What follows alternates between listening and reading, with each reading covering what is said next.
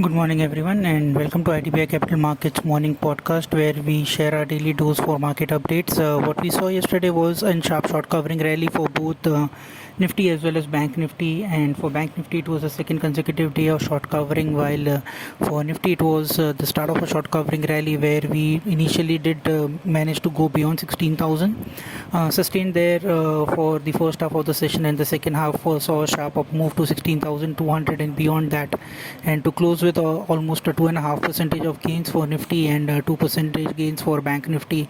Was a strong session with advanced declines, almost only 11 stocks on the decline, rest all on the advancing side. Also showed that the rally was broad based and not sector specific.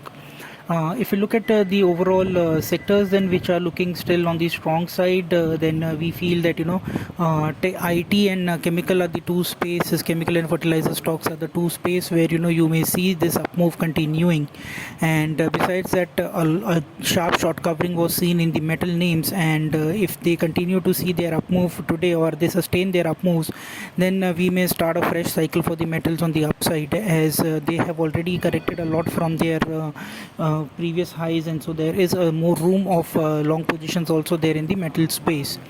If you look at the overall critical levels for both the indices, for Nifty 16,400, 16,500 would be one critical zone where you may find some resistance for Nifty, and similarly if we look at for Bank Nifty, then Bank Nifty also would face a critical resistance at around 34,800, 35,000 levels.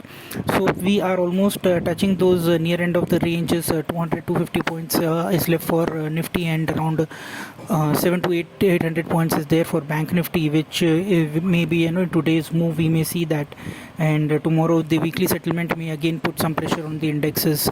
Likely stocks or sectors which would be a little bit performing better would be chemical stocks or fertilizer stocks, and besides that defense space stocks or even IT names would be doing very well.